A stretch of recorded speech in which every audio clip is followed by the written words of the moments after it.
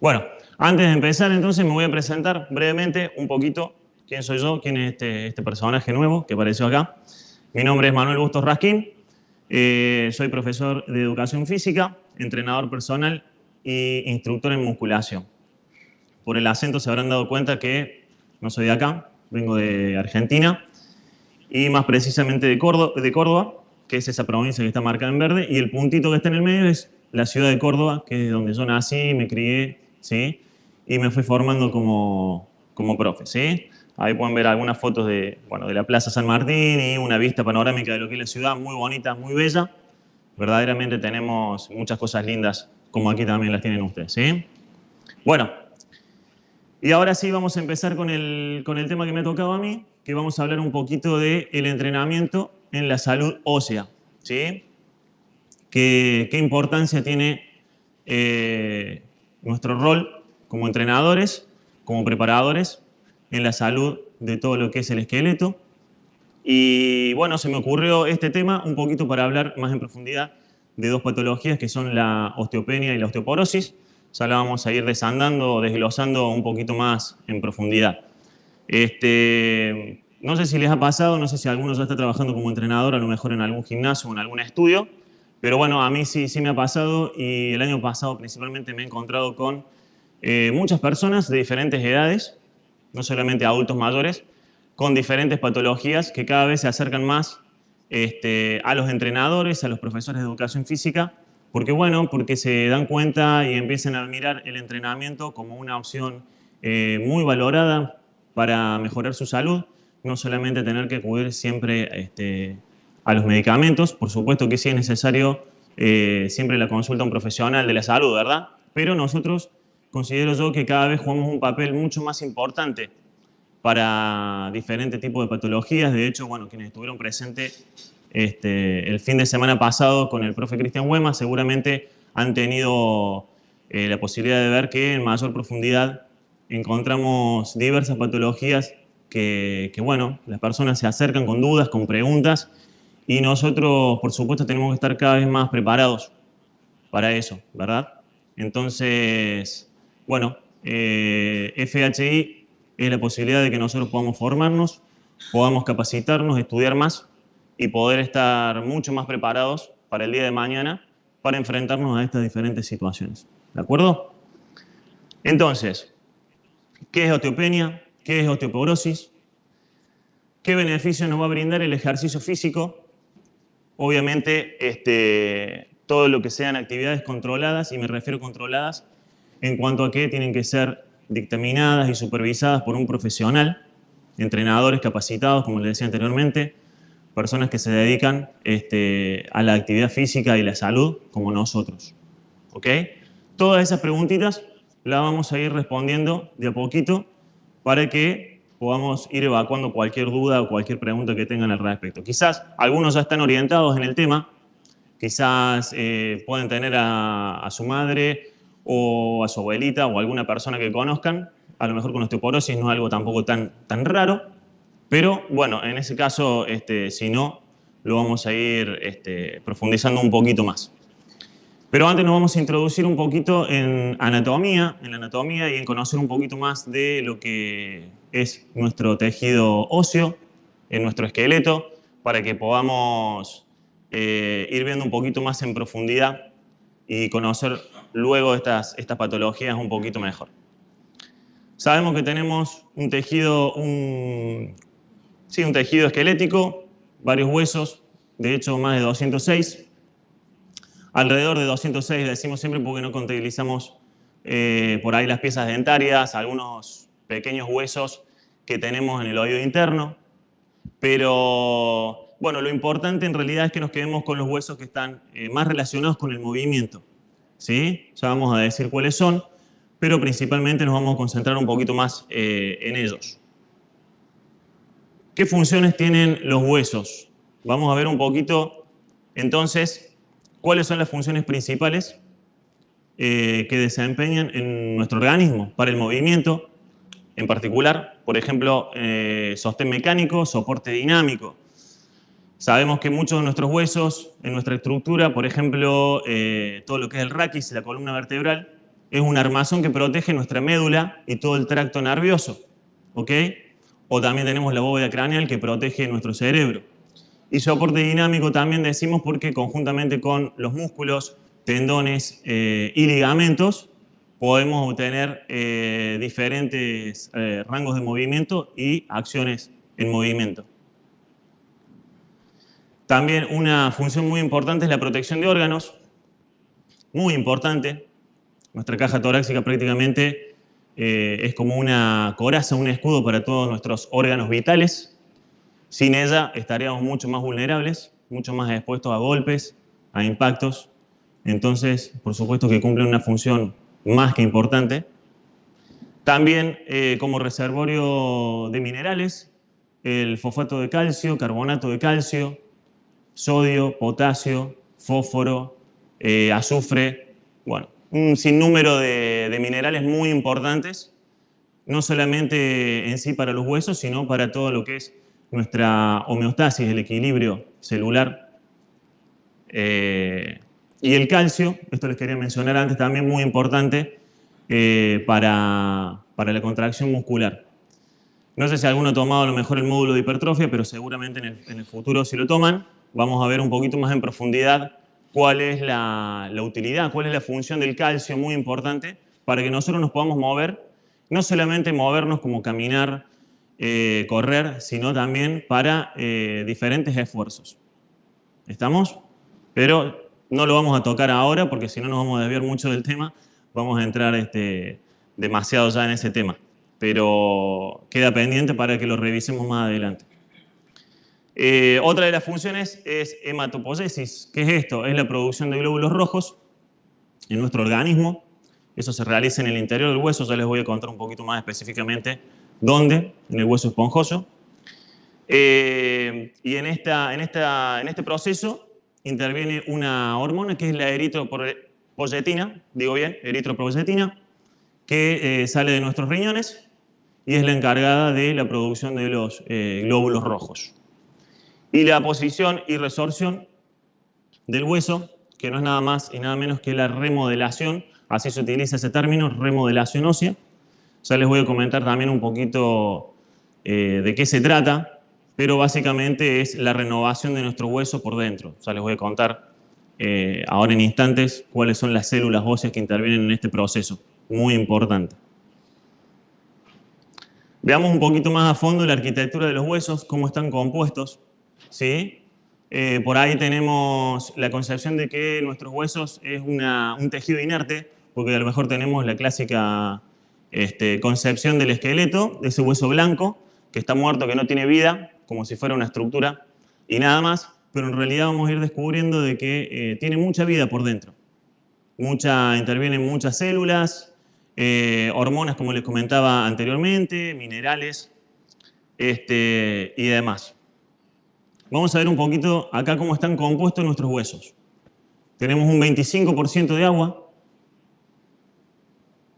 un 45% de minerales, algunos de los que les mencionaba anteriormente, no están todos, pero sí de los más importantes. No sé si los pudieron anotar, algunos que están anotando: sodio, potasio, fósforo, azufre, carbonato de calcio. Y la materia orgánica en un 30%, que es el colágeno y las proteínas. ¿Estamos hasta ahí? No se preocupen si no pueden anotar todo, ya seguramente les vamos a poder acercar toda esta información con lujo de detalles, para que no se pierdan nada, ¿sí?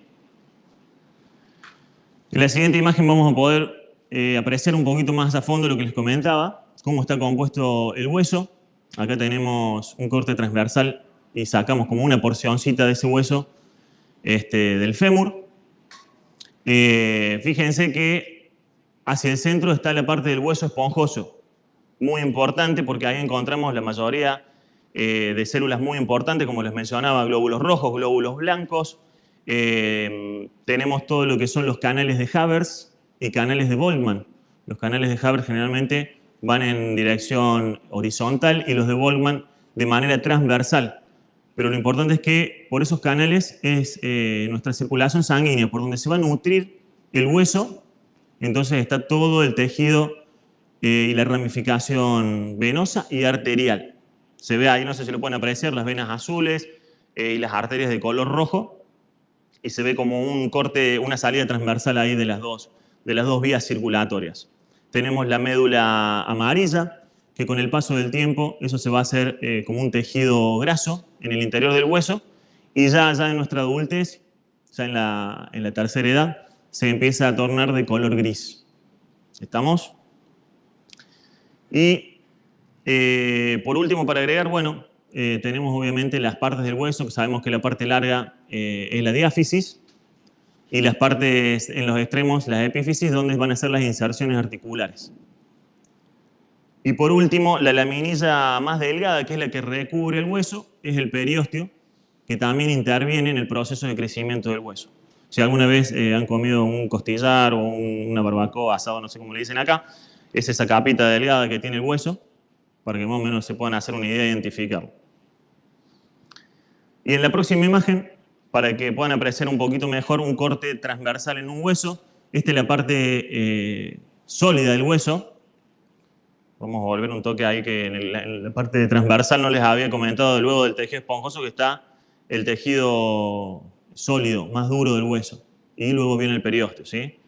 Acá vamos a poder ver entonces, fíjense, esas manchitas semi-ovaladas oscuras, esos son los canales de Haber, para que lo puedan ver un poquito más en detalle. Y esa forma circular es la osteona, que son las diferentes partes del hueso compacto hacia el exterior del hueso. Bueno, como les comentaba anteriormente, no solamente tenemos todos estos componentes que les comentaba anteriormente, también intervienen varias células en el interior del hueso que tienen un rol protagónico muy importante en lo que es la remodelación ósea. ¿Qué es la remodelación ósea? Es precisamente nuestros huesos se van renovando constantemente desde que nacemos hasta que morimos. A lo largo de toda nuestra vida, estas células, muy importantes, están trabajando sin parar. Tenemos de las más importantes el osteocito, que es el encargado de la mineralización del hueso. Yo les voy a comentar en detalle cuál es su función. Cuando veamos en una imagen más lineal, podríamos decir, cuál es su función. Los osteoblastos, que son los encargados de la creación del hueso nuevo. Y tenemos también los osteoclastos, que son las células que acidifican el medio óseo y van removiendo el hueso viejo. Entonces fíjense que cada una de estas células tiene un papel muy importante en este proceso de remodelación que les comentaba anteriormente. Y acá tenemos una imagen para que lo puedan ver un poquito más en detalle, cuáles son cada una de las células. El osteoclasto ahí bien grande se lo ve, hasta se ve como un borde como si estuviera aserrado. De hecho lo tiene, como si fuera un pequeño cepillo con el que va degradando el hueso. Como les mencionaba antes, estas células se van a encargar del proceso de remodelación, el cual puede llevar aproximadamente de 4 a 6 meses. No todo el tiempo, todo nuestro hueso está en proceso de remodelación, solamente las partes más vulnerables en las que necesita realizarse este proceso. ¿Estamos? No es que está todo nuestro cuerpo en este momento en remodelación, sino imagínense, pareceríamos una obra en construcción. Queda claro eso, ¿no?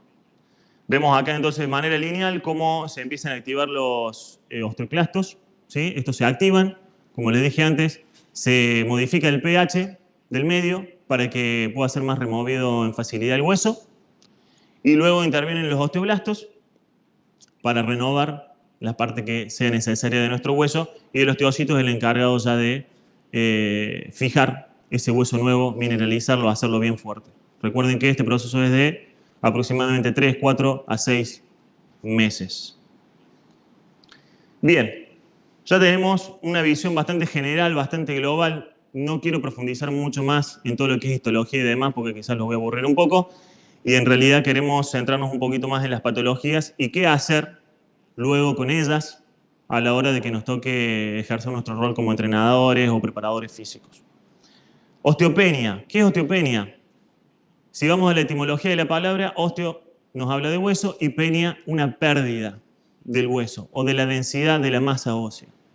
Es como la antesala a la osteoporosis. No es un estadio tan grave, pero sí es un indicador de que nuestra masa ósea ha comenzado a reducir su densidad. Entonces ahí ustedes pueden ver en la imagen un hueso sano y un hueso con osteopenia. O sea, no llega a ser osteoporosis, ya les voy a mostrar otras imágenes en las cuales el hueso está mucho más frágil, más poroso. Aquí se puede ver que hay una leve reducción. Ya les voy a contar un poquito también qué estudio es el que nos indica si es osteopenia, osteoporosis o ya si está muy avanzada la osteoporosis. Fíjense acá en esta imagen donde vemos ahí la articulación coxofemoral. La imagen de la derecha se ve mucho más poroso el hueso, los espacios oscuros mucho más grandes. Ya ese cuadro es muy preocupante. Y bueno, obviamente ya hay que acudir al médico. Nosotros no tenemos la capacidad, obviamente, para mirarnos los huesos y saber si la tenemos. En teoría no, porque si hacemos actividad física, tenemos buenos hábitos. En teoría no la tendremos que tener, pero nunca está de más hacerse un chequeo y una densitometría ósea.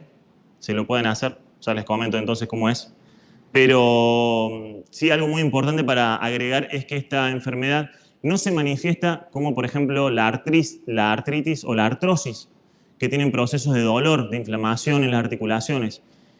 La llaman la patología silenciosa porque nosotros en realidad no lo sabemos hasta que sufrimos una fractura. Ahí sí nos vamos a dar cuenta que tenemos algún tipo de disminución en nuestra masa ósea porque ya hay lesiones graves. Como les comentaba recién, la densitometría ósea es un parámetro, podemos decir, universal y general que implementó la Organización Mundial de la Salud para clasificar y poder saber en qué estadio estamos en cuanto a la densidad de nuestros huesos. Ahí se puede ver un estudio, fíjense cómo está la radiografía de lo que es la parte más baja de nuestra columna vertebral, la parte lumbosacra, últimas dorsales. Y es uno de los lugares donde más se puede apreciar porque ya ahí tenemos cuerpos vertebrales mucho más grandes. Entonces, si existiera alguna anomalía, se puede ver con mayor precisión. Para saber más o menos en qué estadio estamos, la densitometría ósea nos marca 3 valores fundamentales y principales. Menos 1.0 o menos, o sea, acercándome más hacia el 0, hacia el positivo, quiere decir que estoy en un estadio normal de mi masa ósea. ¿De acuerdo? Si estoy entre menos 1.0 a menos 2.5, ya estoy en fase de osteopenia. Quiere decir que estoy perdiendo masa ósea. O sea, es como si el osteoclasto estuviera absorbiendo el hueso, pero por el otro lado no se renueva. ¿Estamos? Estoy perdiendo más de lo que estoy ganando. Y si ya tengo de menos 2,5 para abajo, sigo con el negativo, ya sí estoy en fase de osteoporosis. ¿Estamos de acuerdo? ¿Cuáles son los factores de riesgo que tenemos que tener en cuenta, que tenemos que conocer? Yo los veo con cara de asustado algunos, pero para que sepamos bien qué es lo que puede incidir para que tengamos una disminución en nuestra masa ósea. Por ejemplo, factores genéticos como los familiares. Si en nuestra familia es muy recurrente, vemos que, como les decía anteriormente, nuestra abuelita o nuestros abuelos, porque también se dan hombres, pero ya les voy a comentar también las diferencias que hay entre hombre y mujer. Nuestra madre, quiere decir que a lo mejor nuestra genética nos está indicando que somos propensos a adquirir esta patología. Entonces es como una señal de alerta para que lo tengamos en cuenta, ¿sí? La talla también. La raza, hay estudios que indican que estas patologías se dan menos en la raza afro, en la raza negra, y más en la raza caucásica, la nuestra. Y como les decía, en el sexo también. Porque, como ven acá ustedes en la gráfica, lo pueden apreciar mejor, la mujer está mucho más vulnerable que el hombre. Ya vamos a ir desglosando un poquito las cuestiones hormonales, ya les voy a ir comentando un poquito por qué. Pero lo cierto es que alrededor de los 30-35 años, que llegamos al pico del desarrollo de nuestra masa ósea y luego empieza a bajar, a caer. Y se da mucho más abruptamente en la mujer, porque cuando la mujer entra en estadio de menopausia, ya hay procesos hormonales como la progesterona y el estrógeno que disminuyen y esto incide directamente en la producción del hueso. Entonces, la mujer es una población de mucho más riesgo que el hombre. Ya vamos a ver un poquito las estadísticas en sí de eso. Como les decía, otros factores, los ambientales, la edad, lo que comentaba anteriormente, personas mayores de 50 ya empiezan a ser los más vulnerables, principalmente la mujer. Más de 35 años, nuestra densidad de masa ósea empieza a declinar. Menopausia. También va a incidir nuestro estilo de vida, cómo nos alimentamos, qué sustancias consumimos, si consumimos mucho café, si bebemos mucho alcohol en demasía, el tabaco, ni qué hablar. Sabemos que en otras patologías como obesidad, diabetes, todo este tipo de sustancias tienen alto impacto en nuestra salud y también impactan, por supuesto, en nuestros huesos.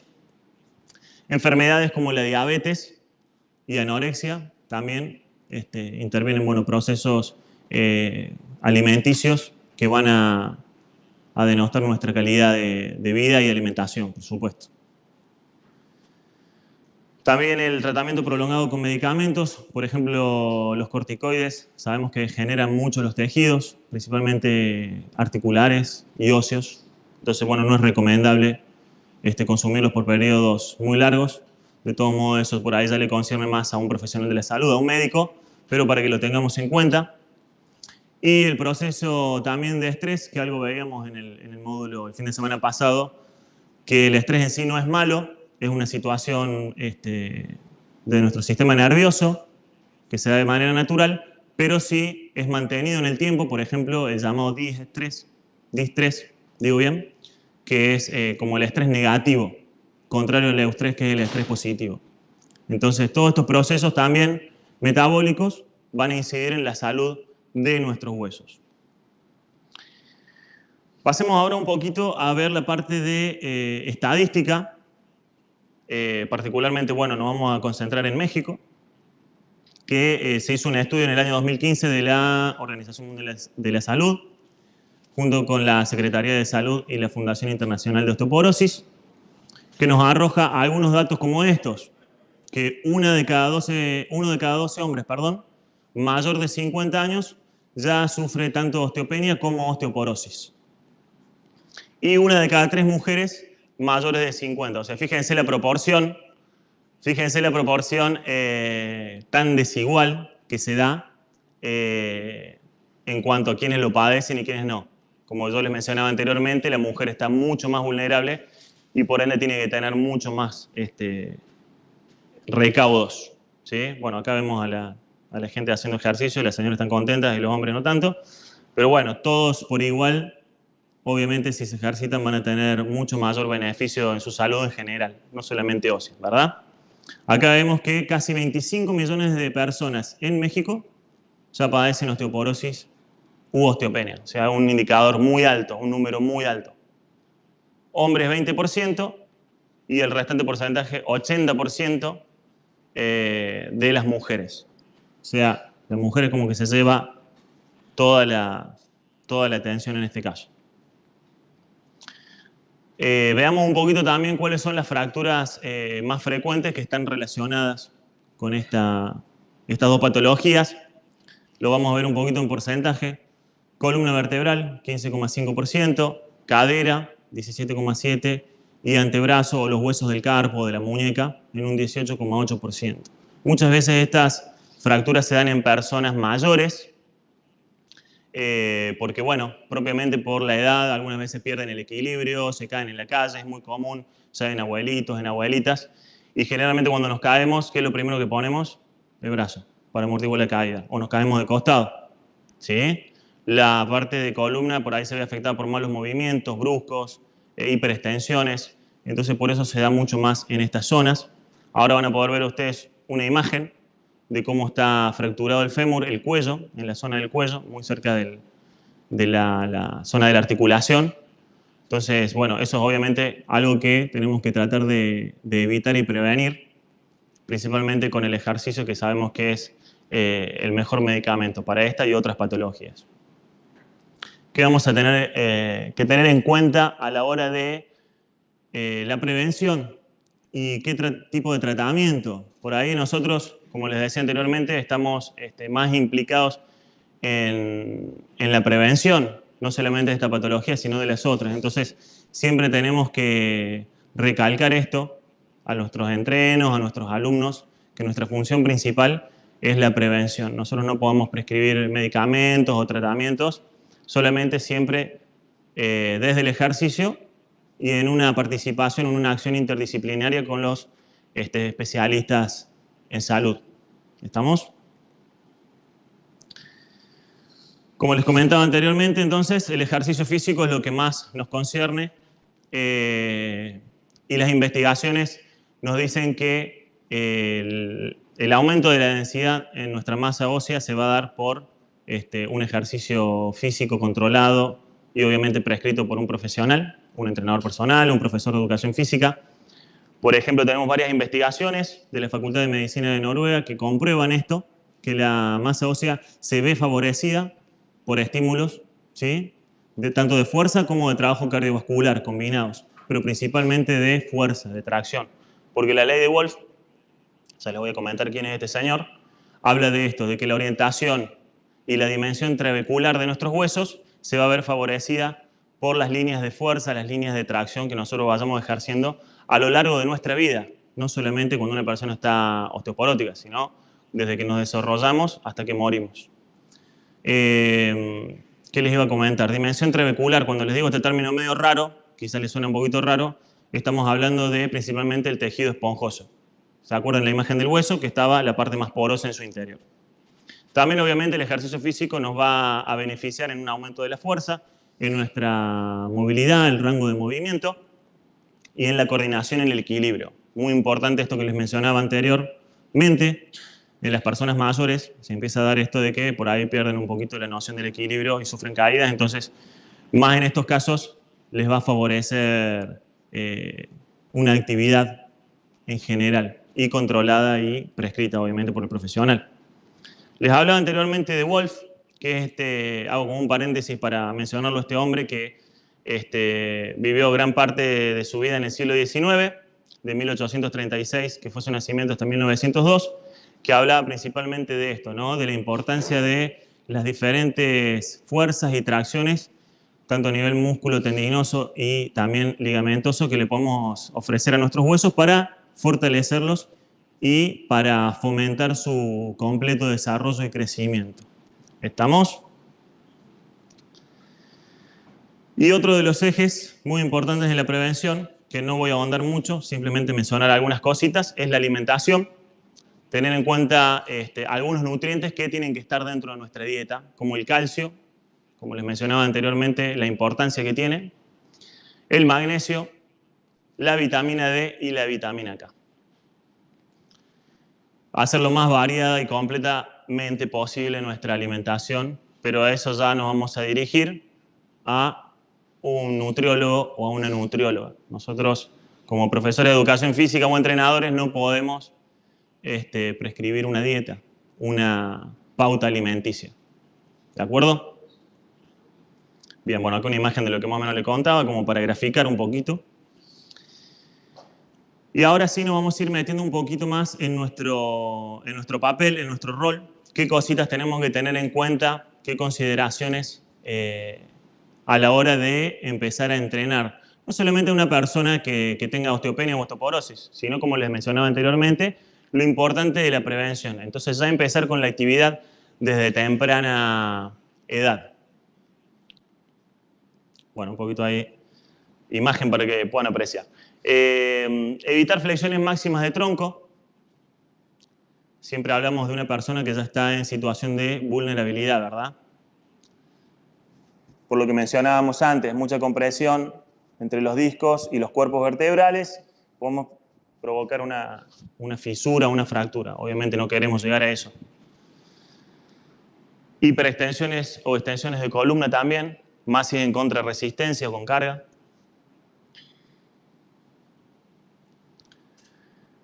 Evitar hacer esta maniobra bastante conocida y practicada por personas que hacen powerlifting Bueno, hipertrofia también, que es la maniobra de Valsalva, que es contener la respiración. De esta manera comprimimos mucho más también los huesos por la acción del músculo. Alta compresión de la columna. Si levantamos un peso arriba de nuestra línea de la cabeza, por ejemplo, un press de hombro con una barra, también estamos ejerciendo presión directa sobre los cuerpos vertebrales y el resto de los huesos, pero bueno, sabemos que nuestra columna siempre está mucho más vulnerable. Giros amplios, bruscos, rápidos, como puede ser un swing de golf o un trabajo de swing si lo hacemos con alguna carga. También tratar de evitarlo en lo posible. Y actividades que impliquen riesgo de caídas, saltos, o sea, grandes impactos que en vez de mejorar el cuadro lo empeoran. O sea, eso tenemos que tratar de evitar sí o sí. Por supuesto que podemos encontrar a lo mejor muchos más factores y si esto sirve como disparador para que ustedes después busquen más material, más investigaciones, más recomendaciones, buenísimo, mejor, porque esa es la idea, ¿sí? Que vayamos ampliando nuestro conocimiento para que podamos efectuar una práctica de manera excelente. Algunas imágenes para que quede bien grabado, bien específico lo que mencionábamos recién, ¿sí? Trabajo de esta manera, estamos impactando directamente en nuestra espalda. Este banco, que bueno, es un banco de tortura, para mí es un banco de tortura no solamente para personas que sufren osteoporosis, osteopenia, uno saludable, no es recomendable, fíjense la cara de sufrimiento del pobre señor. Y como les decía anteriormente, el tema de los saltos y los grandes impactos que no nos van a favorecer en nada. ¿Qué objetivos tenemos que tener en cuenta a la hora de una programación de un entrenamiento? Principalmente incrementar el metabolismo óseo, lo que mencionábamos antes, hacer trabajos de fuerza, combinarlos con trabajo cardiovascular. O sea, la idea es prescribir un ejercicio amplio que contenga diferentes ítems para un desarrollo armónico y general de todas nuestras capacidades. Obviamente que nosotros nos queremos enfocar en nuestra salud ósea, pero obviamente que siempre trabajamos de manera en un espectro mucho más amplio. ¿Estamos?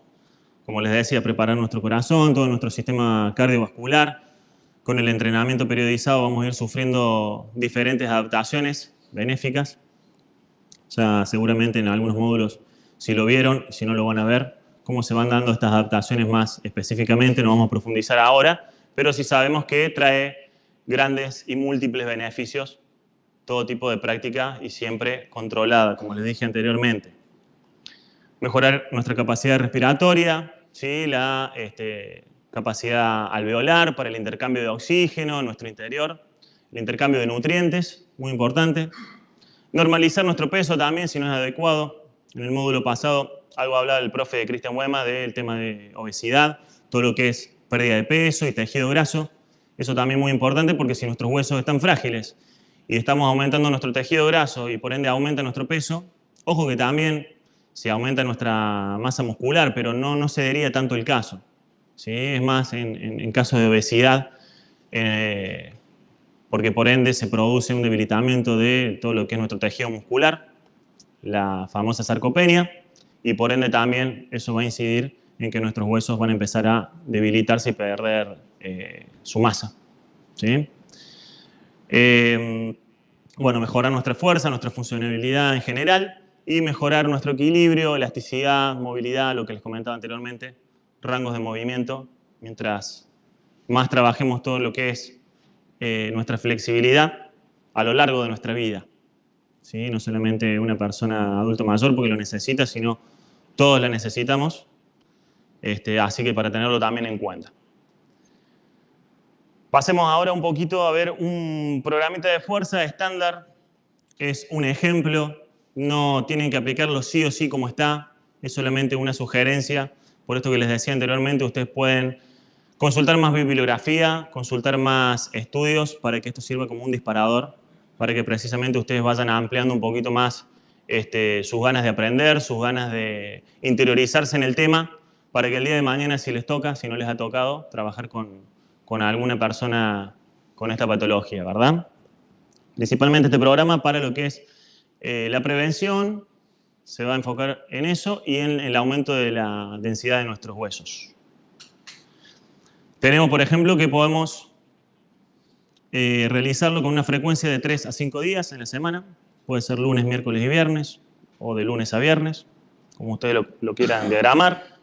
Una duración de 30 a 60 minutos. Una intensidad moderada a alta, entre un 70 y un 80% de una RM. Para mí lo ideal es un 75%, pero eso bueno, lo pueden ir viendo ustedes de acuerdo a cómo evalúan también a su entreno. Por supuesto que antes tienen que hacer una evaluación para ver cómo se encuentra, cómo está. Número de ejercicios de 8 a 10, como ustedes lo quieran también diagramar, puede ser combinando diferentes partes de nuestro cuerpo, tren superior, zona del core, zona media y tren inferior. Series de 2 a 3 y repeticiones de 8 a 12. Eso sería un plancito, una sugerencia de cómo podemos trabajar la fuerza. Puede ser con un entrenamiento, no necesariamente con máquinas o pesos libres, puede ser una combinación de estos o puede ser un entrenamiento ya más de tipo funcional. Ustedes ya lo pueden ir viendo, eso queda, digamos, a libre diagramación del entrenador. Y ya pasando así a lo que sería un programa de entrenamiento para ya una persona que sí está vulnerable, ya está con osteoporosis o osteopenia diagnosticada. Vamos a ver algunas diferencias de cómo diagramar a lo mejor un plan, un ejemplo. Tenemos, bueno, frecuencia de 2 a 3 días en la semana, tener en cuenta que sean alternos, que no sean consecutivos. Como les decía anteriormente, lunes, miércoles y viernes o martes y jueves, podemos tomar los días de esa manera. Una intensidad ya moderada baja, un 50 a 60% de la RM. De 4 a 6 ejercicios, utilizando a lo mejor, ¿por qué no?, el propio peso corporal al principio y luego ir graduando la intensidad, ya con pesos libres o trabajando con bandas elásticas, bueno, diferentes resistencias que podemos utilizar dentro del amplio espectro que tenemos a la hora de entrenar. Y las series de 1 a 3. Las repeticiones podemos tener en cuenta aproximadamente desde 5 u 8, puede ser, hasta 15. Tener en cuenta que si la osteoporosis está en un grado muy avanzado, trabajar ya más desde la fuerza-resistencia. ¿Sí? Eso es muy importante. Pero bueno, como les dije anteriormente, ya eso sí está prescrito por un profesional de la salud. Conjuntamente con él vamos a ver qué es lo mejor para trabajar con esta persona. ¿Qué dijimos? Bien, trabajar el 50% de una RM, 15 repeticiones o pueden ser más, 20, 25. ¿Sí? Eso sería más o menos un ejemplo de dos diferentes tipos de planeamiento, de planificación para prevención y tanto como para ya una persona que esté diagnosticada con esta patología. ¿Estamos? Bien. Y de esta manera iríamos, bueno, concluyendo un poquito con esto. La verdad que el tema da para mucho más. Se puede profundizar en muchos aspectos, tanto desde los anatómicos como los fisiológicos y a la hora de también del propio entrenamiento. Entonces, bueno, como les comentaba anteriormente, la idea es esta, generar un disparador, una inquietud. Con viento a favor quizá lo podamos incorporar un poquito más en el propio módulo de poblaciones especiales, acá con FHI, con todo el equipo profesional, o bien abrir un módulo diferente para este tipo de patología y otras más que, como les comentaba al principio, cada vez muchas más personas se acercan, recurren a nosotros, nos preguntan, nos consultan, y por ende nosotros tenemos que estar capacitados y tenemos que estar estudiando constantemente para bueno, poder asesorarlos, obviamente no lesionarlos ni empeorarles el cuadro. Entonces, bueno, es una muy linda oportunidad para que se sigan acercando los que están ya tomando los módulos en FHI con todos los profesionales, con todos los profes, y los que vienen por primera vez o tienen amigos que le quieren sugerir, también hacerlo, ¿sí? Es una muy buena oportunidad para que lo puedan hacer. Así que, bueno, por mi parte, abrimos un pequeño espacio si quedó alguna duda, alguna pregunta, si lo puedo evacuar, si lo hubiera, y si no, bueno, ya de mi parte, muchas gracias a todos por su atención.